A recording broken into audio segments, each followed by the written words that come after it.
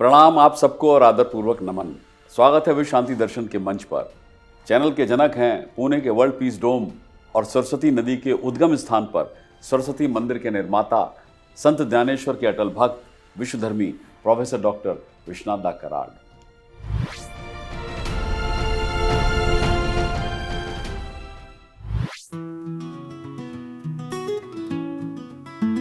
महाकवि श्री वेद व्यास की आरती सभी उतारत हैं, जिनकी लेखनी से निकला ये महाकाव्य महाभारत है। बहुत दिन बीते पुरानी बात है, आज तक जो विश्वास में है। हस्तिनापुर नाम की थी एक यहाँ नगरी बड़ी, यहाँ पन्नों मोतियों की आप से जगमग जड़ी। इस नगरी में बसी है राजाओं की कहानियाँ, पांडु की धरती पर छाई है वीरता की कलाएं। भीम अर्जुन का पराक्रम, द्रौपदी की है व्यथा, जिसने दी भारत को गीता वो महाभारत कथा। ये महाभारत की कथा, ये महाभारत की कथा।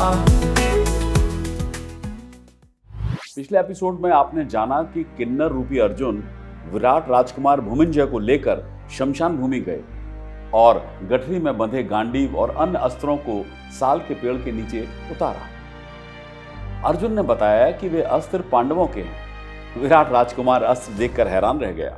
उसने अर्जुन से पूछा कि कहाँ हैं ये सारे पांडव। तब अर्जुन ने राजकुमार भूमिंजय को अपनी और अपने सभी भाइयों की सही पहचान बताई। राजकुमार ने आश्चर्य से अर्जुन की ओर देखा।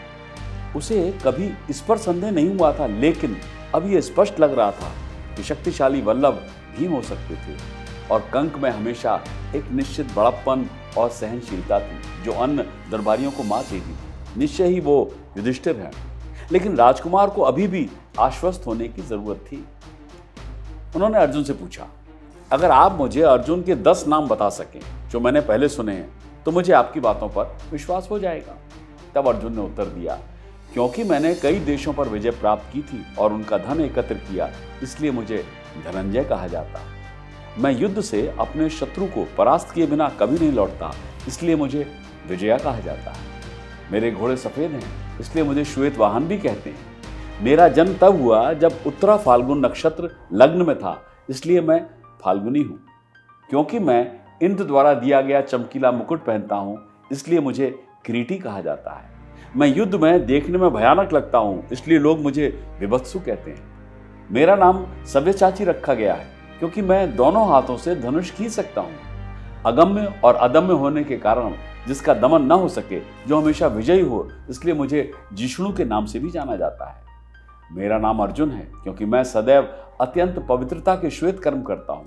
मेरे पिता मेरे सांवले रंग के प्रति स्नेह के कारण मुझे कृष्ण कहते थे। ये मेरे 10 नाम हैं, हे राजकुमार।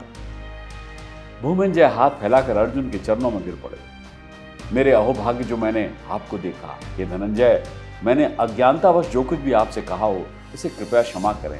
आप तो मेरी पूजा के योग्य हैं। मेरा सारा भय दूर हो गया है और मैं आपका सारथी बनने के लिए तैयार हूँ। कृपया मुझे आदेश दें। तब अर्जुन ने अपने तरकश पर हाथ रखते हुए कहा, मैं कौरवों से युद्ध करूंगा और तुम्हारे पशु लाकर दूंगा। ये रथ तुम्हारे गढ़ के समान होगा। इसकी प्राचीर पर मेरी भुजाएं होंगी और उसकी अभेद्य सुरक्षा गांडीव की होगी। बस इस रथ का मार्गदर्शन करो और डरो मत। राजकुमार ने पांडवों के हथियार रथ में रख दिए। आपके रथ पर रहते हुए मैं कैसे डर सकता हूँ, परंतु मैं इस बात से हतप्रभ हूँ कि आपने किन्नर का भेष कैसे स्वीकार कर लिया। ये थोड़ा अविश्वसनीय सा लगता है कि आप जैसा पराक्रमी और शक्तिशाली ऐसा रूप धारण कर ले। अर्जुन मुस्कुराए और बोले, हे राजकुमार, मैं धार्मिक योग्यता हासिल करने और दूसरों की इच्छा पूरी करने के लिए व्रत रख रहा हूँ और अब मेरी प्रतिज्ञा पूरी हो गई। दरअसल पांडवों ने गणना की थी कि उनके निर्वासन की पूरी अवधि उस दिन पूरी हो गई थी। इस प्रकार अर्जुन ने बिना किसी डर के राजकुमार को अपनी पहचान बता दी थी। अब वो कौरवों से खुलकर युद्ध करेगा। अर्जुन ने रथ में जुते घोड़ों को देखा।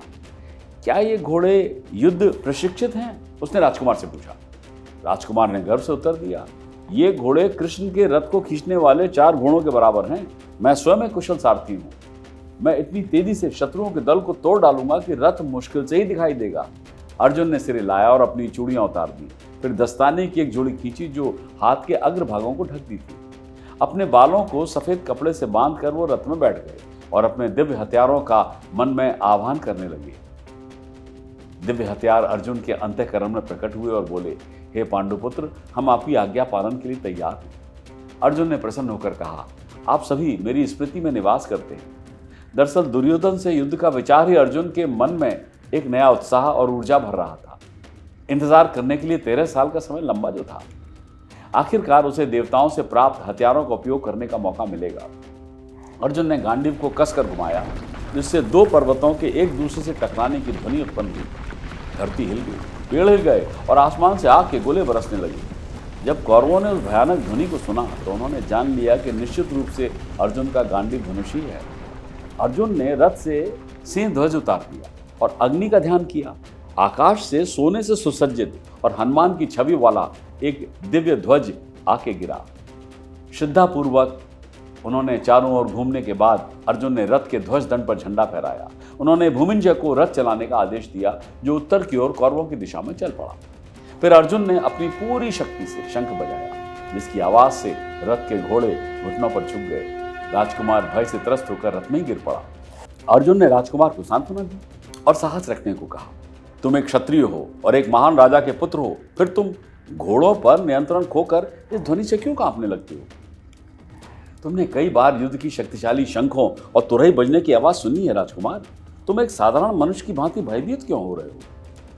राजकुमार ने उठकर लगाम थाम ली। उसने घोड़ों को वापस अपने पैरों पर खड़ा किया और उत्तर दिया, निश्चित रूप से मैंने कई शंखों को बजते हुए सुना है, लेकिन ऐसा कभी नहीं सुना। ना ही मैंने कभी गांडीव जैसी ध्वनि वाला कोई धनुष सुना है।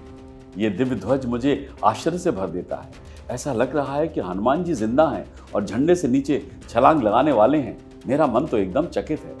अर्जुन हंसे, रथ पर दृढ़ता से खड़े रहो और लगाम कसकर पकड़ो, क्योंकि मैं अपना शंख फिर से बजाने वाला हूं। अर्जुन ने अपना शंख बजाया और गांडीव के टंकार की ध्वनि ने चारों दिशाओं को भर दिया और ऐसा लगा मानो पहाड़ टूट गए।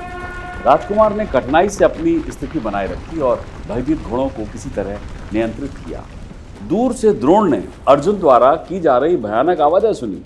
वो दुर्योधन की ओर मुड़े और बोले, इसमें कोई संदेह नहीं है कि सव्यसाचीन हमसे युद्ध करने के लिए आया है।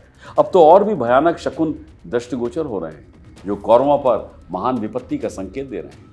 हमारी सेना निसंतान सी मालूम होती है। हमारे सभी प्रमुख योद्धा ऊर्जा रहित होकर निश्चल खड़े हैं।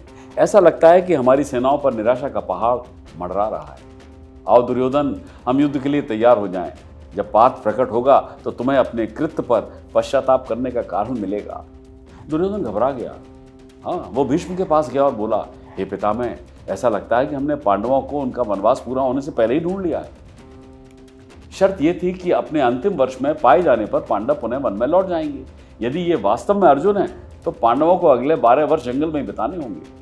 हे भीष्म, आपको समय की सावधानी पूर्वक गणना करनी चाहिए ताकि कोई संदेह न रहे। फिर दुर्योधन ने चारों ओर देखा। दूर से उसने अर्जुन के रथ से धूल उड़ती देखी। दुर्योधन ने अपना धनुष मजबूती से पकड़ रखा था। ये जो कोई भी हमारी ओर आ रहा है, चाहे वो अर्जुन हो या मत्स्य राजा, हमें आज लड़ना होगा। हमारे प्रमुख लोग अपने रथों पर घबराए हुए क्यों बैठे हैं?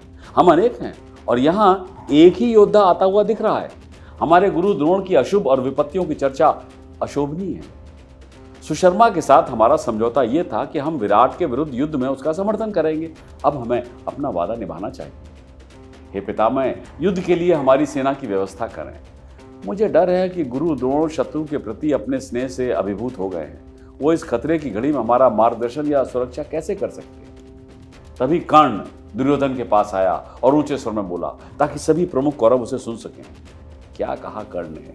क्या पांडवों को वापस वन में जाना पड़ेगा? जानेंगे अगली बार जब आप सुनेंगे महाभारत की ये कम सुनी कहानी। सब्सक्राइब कीजिए, साझा कीजिए और विश्वास बनाए रखिए। विश्वास दर्शन।